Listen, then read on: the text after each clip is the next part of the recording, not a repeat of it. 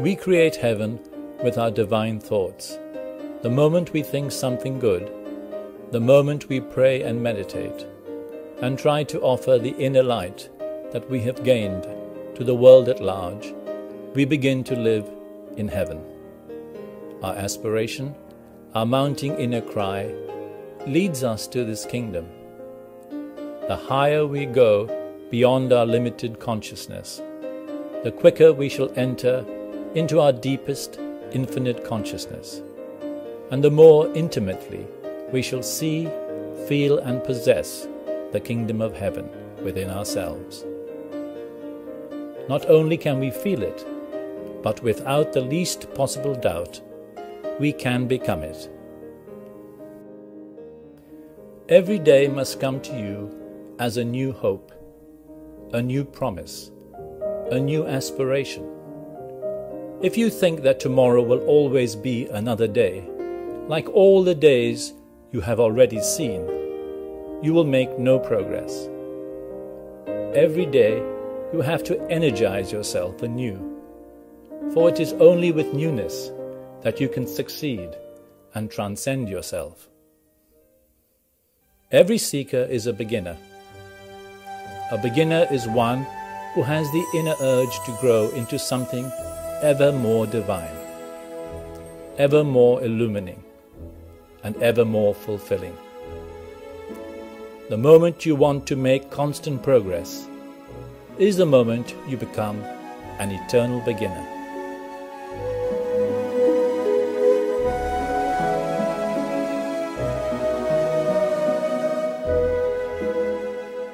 The dawn is the beginning of the new day. It symbolizes hope, illumination, and perfection. Every day the dawn plays the role of a beginner.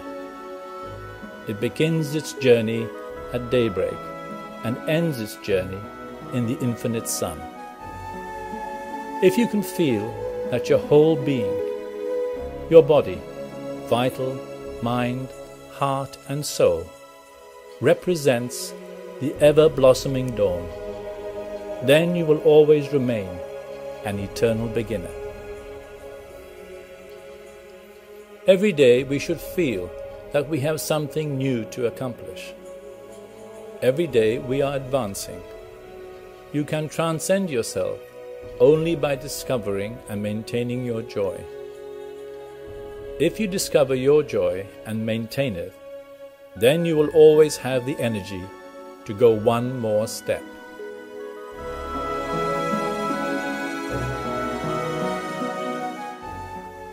God's grace is for everyone, like the rays of the sun. The sun is always there, but what do? We keep our doors and windows closed to shut out the sunlight. Then we do not get the blessing of the morning sun. Similarly, God's grace is always descending, but we do not always keep our heart's door open to allow the grace to enter into our system. If we really care for illumination, we have to feel that we are growing from lesser light to more abundant light. If we always feel that we are deep in the sea of ignorance, then we will never come out of ignorance, for there is no end to the ignorant sea. But if we feel that we are growing from an iota of light into the all-pervading highest light, the light of the Supreme, then illumination immediately becomes easier and more spontaneous. Full enlightenment is called God realization. God realization does not come all at once. It is a series of experiences. Sometimes when the seeker is in his highest meditation, he may get a kind of inner illumination for half an hour or so. Even if we try our hardest, we will not be able to desert God, because He is omnipresent. Except for God, nothing on earth is indispensable. If we can consciously and continuously make ourselves feel that He alone is indispensable, then nothing can take away our peace of mind. At the dawn of his spiritual journey, almost every individual feels that peace is beyond reach.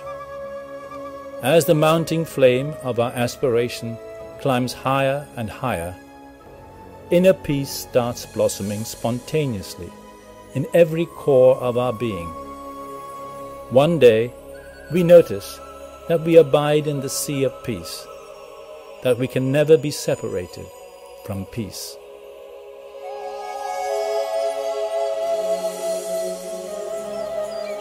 Peace is something tangible. It silences the outgoing energy of the mind and feeds the aspiring heart. Peace is not merely the absence of quarreling and fighting. True peace is not affected by the roaring of the world, outer or inner.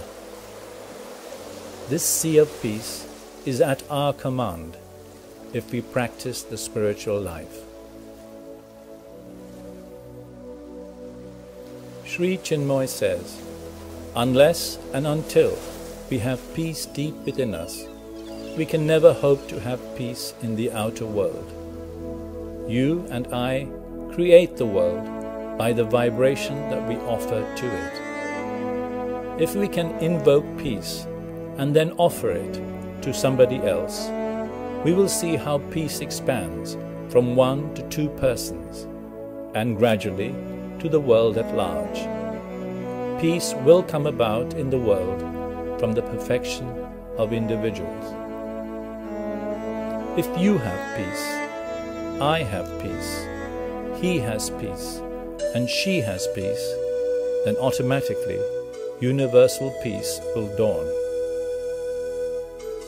Right now, fear, doubt, conflict, tension, and disharmony are reigning supreme. But there shall come a time when this world of ours will be flooded with peace. Who is going to bring about this radical change? It will be you. You and your brothers and sisters. You and your oneness heart will spread peace throughout the length and breadth of the world. Peace is unity. Peace is oneness, within and without.